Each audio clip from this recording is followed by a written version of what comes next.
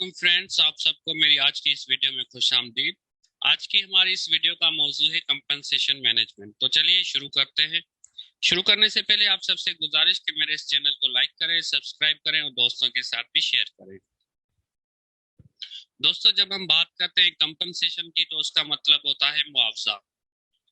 ऐसा मुआवजा जो पैसे की सूरत में किसी मुलाजिम को ऑर्गेनाइजेशन में दिया जा रहा हो, और उसकी मुख्तलिफ सूरतें होती है।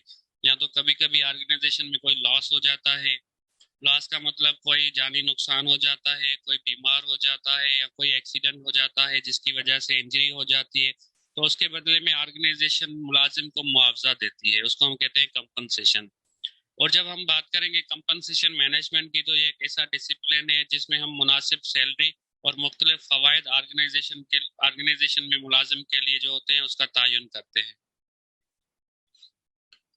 ये कुछ ऑब्जेक्टिव्स हैं कंपनसेशन मैनेजमेंट की, जिसमें अट्रैक्टिंग एंड रिटेनिंग पर्सोनल है। अगर हमारे पास कंपनसेशन मैनेजमेंट प्लान अच्छा होता है, या उसकी बेसिस पे हम क्या करते हैं, मुलाजमों को अट्रैक्ट करते हैं ऑर्गेनाइजेशन में ताकि वो दिलचस्पी दिखाएं और हमारे साथ अच्छे से काम करें। जब हम बात करेंगे रिटेनिंग की, तो रिटेनिंग का मतलब होता है किसी चीज को होल्ड करना, और वो होल्ड करना लंबे समय तक होना चाहिए। हम जब बात करें पर्सोनल मैनेजमेंट की, तो हम चाहते हैं कि जो हमारे साथ मुलाजिम काम करें ऑर्गेनाइजेशन में, वो काफी लंबे अरसे तक हमारे साथ काम करें। कभी कभी ऐसा होता है कि मुलाजिम ऑर्गेनाइजेशन में आने के बाद किसी और ऑर्गेनाइजेशन में चला जाता है या वो जल्दी छोड़ जाता है। तो हम चाहते हैं कि हमारे कंपनसेशन मैनेजमेंट प्लान या प्रोग्राम्स ऐसे होने चाहिए जिसकी वजह से हम किसी भी एम्प्लॉय को अपने साथ लंबे अरसे तक होल्ड कर सकें।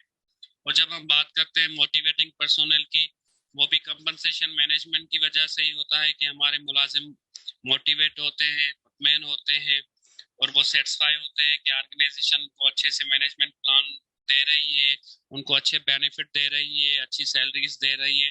तो वो और अच्छे से काम करते हैं और अच्छी परफॉर्मेंस दिखाते हैं। ऑप्टिमाइजिंग कॉस्ट ऑफ पर्सोनल, जब हम ऑप्टिमाइजिंग की बात करते हैं तो हम कहते हैं ऐसी सिचुएशन या ऐसा वसाइल जिसका हम सही से इस्तेमाल कर रहे हो ऑर्गेनाइजेशन में। तो ये भी कंपनसेशन मैनेजमेंट का हिस्सा है।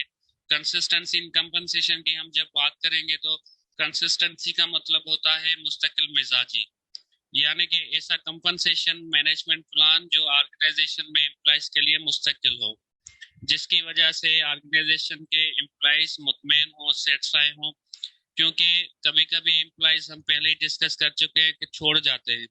वो छोड़ने की वजह भी यही होती है कि ऑर्गेनाइजेशन का कंपनसेशन मैनेजमेंट प्रोग्राम जो होता है वो कंसिस्टेंट नहीं होता।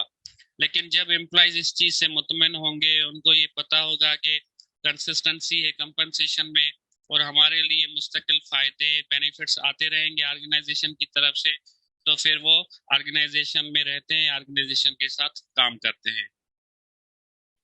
ये कंपोनेंट्स हैं कंपनसेशन मैनेजमेंट की, जिसमें हमारी वेज और सैलरी आ जाती है, इंसेंटिव्स आ जाते हैं, फ्रेंच बेनिफिट्स आ जाते हैं, और परक्यूजिट्स आ जाते हैं।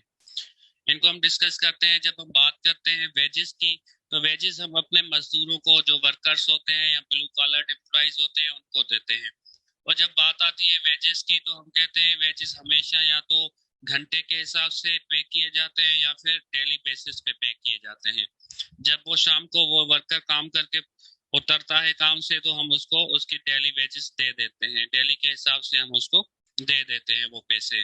और सैलरी हम कहते हैं ये वाइट कॉलर एम्प्लॉय को होती है, जिसमें मैनेजरल पर्सोनल होते हैं, और ये मंथली बेसिस पे होती है। जब 30 दिन पूरे हो जाते हैं, तब हम एम्प्लॉय को सैलरी देते हैं। उसको हम कहते हैं कि ये मंथली बेसिस पे हो रही है किसी भी वाइट कॉलर एम्प्लॉय को। इंसेंटिव्स की बात करेंगे, जब हम इंसेंटिव्स, हमारी एडिशनल पेमेंट होती है, वो एडिशनल पेमेंट जो हमारी लिंक होती है प्रोडक्टिविटी के साथ। जितनी ज्यादा ऑर्गेनाइजेशन में प्रोडक्टिविटी होगी, उतने इंसेंटिव्स एम्प्लॉयज को मिलते रहेंगे। क्योंकि जितनी ज्यादा प्रोडक्टिविटी होगी, उसका मतलब है ऑर्गेनाइजेशन कमा रही है, ऑर्गेनाइजेशन को प्रॉफिट आ रहा है। तो ये इंडिविजुअल बेसिस पे भी होते हैं और ग्रुप बेसिस पे भी होते हैं, और इनका कोई फिक्स अमाउंट नहीं होता, ये वेरिएबल होते हैं। ये डिपेंड करता है कि ऑर्गेनाइजेशन की कितनी प्रोडक्टिविटी हो रही है, ऑर्गेनाइजेशन कितना कमा रही है, उसके बेसिस पे वो इंडिविजुअल्स को या ग्रुप्स को वो इंसेंटिव्स दे रही होती है। और फ्रेंच बेनिफिट्स ऐसे होते हैं, ये भी एडिशनल बेनिफिट्स ही होती है, एडिशनल पेमेंट भी होती है, लेकिन ये प्रोडक्टिविटी या परफॉर्मेंस के अलावा होती है। इसमें प्रोडक्टिविटी या परफॉर्मेंस का कोई ताल्लुक नहीं होता और इसका लॉन्ग टर्म इम्पैक्ट होता है, जिसमें ये मुख्तलिफ चीजें आ जाती हैं जिसको हम प्रोविडेंट फंड कहते हैं। प्रोविडेंट फंड ऐसा फंड होता है जो हम एम्प्लॉय रिटायर होता है ऑर्गेनाइजेशन में, उसके बाद उसको देते हैं। जब वो अपने 60 साल की मुद्दत पूरी करता है तो हम उसको ऑर्गेनाइजेशन से रिटायर करते हैं। मुख्तलिफ ऑर्गेनाइजेशन की मुख्तलिफ पॉलिसीज होती है, लेकिन हमारे यहाँ जो चल रही है वो 60 साल के हिसाब से चल रही है। सर्विस चाहे उसकी कितनी भी हो, 20 साल हो, 25 साल हो, 30 साल हो, लेकिन जब उसके 60 साल पूरे हो जाते हैं तो हम उस एम्प्लॉय को सर्विस से रिटायर करते हैं। और जब वो रिटायर होता है अपने 60 साल पूरे करके तो हम उसको प्रोविडेंट फंड्स देते हैं। वो रिटायरमेंट के बाद दिए जाते हैं या रिटायरमेंट के वक्त दिए जाते हैं जब एम्प्लॉय रिटायर हो रहा होता है। और जब हम बात करेंगे ग्रेजुटी की, तो ग्रेजुटी को हम कहते हैं कि ये फेवर है एम्प्लॉय की सर्विसेज के रिटर्न में।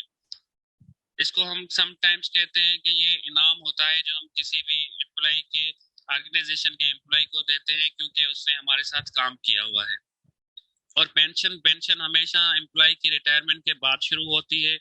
वो सैलरी का कुछ हिस्सा होता है या उसके मुख्तलिफ जो कैलकुलेटिंग फार्मूलाज होते हैं उसके बेसिस पे एम्प्लॉय को दी जाती है। और ये हमेशा रिटायरमेंट के बाद शुरू होती है किसी भी मुलाजिम के लिए। और मेडिकल अलाउंस कोई प्राइवेट हेल्थ केयर सेंटर में या पैनल पे हॉस्पिटल कोई आ गया, एम्प्लॉय को मेडिकल अलाउंस की फैसिलिटी दे दी हमने। कभी कभी वो कहीं पे इलाज के लिए जा रहा है, उसको हम वो पैसे रीइंबर्स कर रहे हैं, तो ये हमारे मेडिकल अलाउंसेस में आ जाते हैं। और जब हम बात कर रहे हैं परक्यूजिट्स की, तो परक्यूजिट ऐसी फैसिलिटी है जो जॉब पे रहकर कोई एम्प्लॉय को मिल रही होती है। और वो कोई आम एम्प्लॉय नहीं होता, वो हम उसको कहते हैं मैनेजरल पर्सोनेल होते हैं, जो कि रिस्पॉन्सिबल पोजीशन पे होते हैं, मैनेजरल पोजीशंस पे होते हैं, हम उनको परक्यूजिट्स देते हैं। और उसमें इंक्लूड हो जाती है, कभी कभी कंपनी की कार मिलती है उसको, ताकि वो जो ऑर्गेनाइजेशन के ऑपरेशंस हैं उसमें उनको आसानी हो जाए। कभी किसी क्लब की मेंबरशिप मिल जाती है, कभी फ्री रेजिडेंशियल अकोमोडेशन मिल जाती है कि वो बंगला या वो रेजिडेंसी जो है वो उस एम्प्लॉय को दी जाती है और उसकी रेंट ऑर्गेनाइजेशन खुद पे कर रही होती है। एक ऐसी फैसिलिटी है जो मैनेजरल पर्सोनेल्स को या मैनेजरल पोजीशन पे रहने वाले बंदों को मिलती है। आप सबका शुक्रिया। ये कुछ हिस्सा था कंपनसेशन मैनेजमेंट का। कंपनसेशन मैनेजमेंट के दूसरे लेक्चर के साथ, दूसरे वीडियो के साथ इंशाल्लाह मैं फिर हाजिर होगा। खुदा हाफिज।